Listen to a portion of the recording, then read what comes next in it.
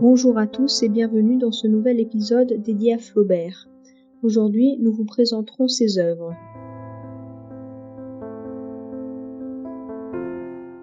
Publiée en 1857, Madame Bovary, mœurs de province, connue tout simplement comme Madame Bovary, est sans doute le roman le plus connu de Flaubert. Cette œuvre, qui rentre dans les genres romantiques et réalistes, raconte la vie d'une femme, Emma, fille d'un fermier normand. Pendant son adolescence, elle se passionne pour les romans sentimentaux. Quand elle se marie avec Charles Bovary, un médecin de classe moyenne, elle pense vivre une véritable histoire d'amour. En réalité, ses espoirs sont vite déçus. Elle conduit une vie simple et monotone, loin de l'idée de mariage que les romans lui avaient tant promis. Après qu'Emma et son mari sont invités à un bal par le marquis d'Andervilliers, la jeune femme se rend compte qu'un autre monde existe, un monde riche et luxueux où on ne s'ennuie jamais. Ah, tu arrives au bon moment. Tu as bien dansé, tu étais gracieuse. Il y a des choses encore plus mystérieusement belles. Le Vésuve à l'aube, les jardins de roses à Gênes, le Colisée au clair de lune. Les clairs de lune sont beaux partout. Vous êtes resplendissante, ma chère Berthe.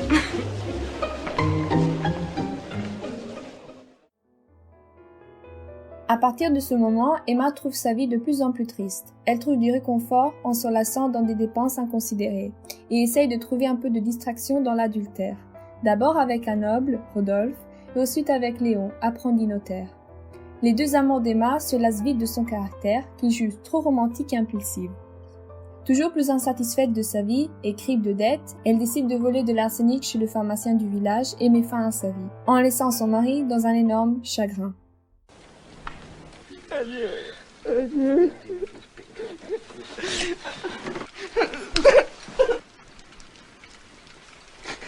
Priez, mon fils.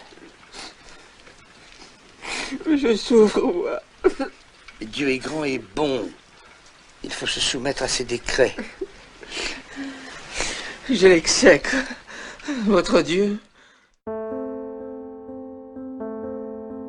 En ce qui concerne les thèmes de l'œuvre, on retrouve ses influences romantiques dans Madame Bovary, grâce à la représentation de la protagoniste Emma, qui est très sentimentale.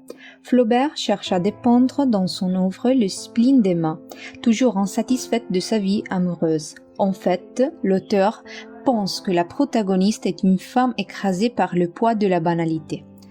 Donc, on arrive au thème central de l'œuvre, celui du bovarisme, qui peut être vu en négatif, donc comme une limite, comme une insatisfaction de la vie et de leur état. Emma lit les romans pour ne pas penser à l'ennui qui domine sa vie, mais il y a aussi une vision positive. Bovarisme signifie aussi vouloir échapper à une condition écrasante. La vie doit être pleinement appréciée. En outre, on parle aussi des échecs de la bourgeoisie. Les déceptions d'Emma proviennent en grande partie de son insatisfaction envers le monde de la bourgeoisie française.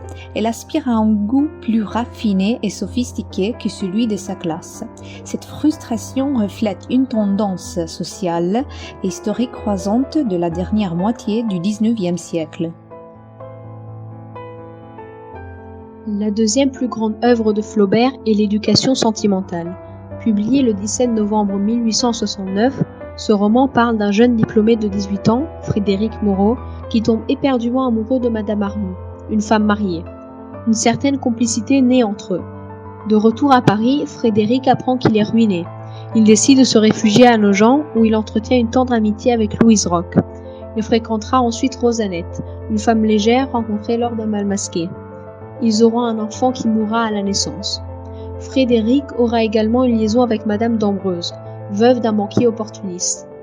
Madame Arnoux est alors délaissée et devient distante. Deslauriers, son meilleur ami, épousera Louise Roch, qui aurait tant aimé épouser Frédéric.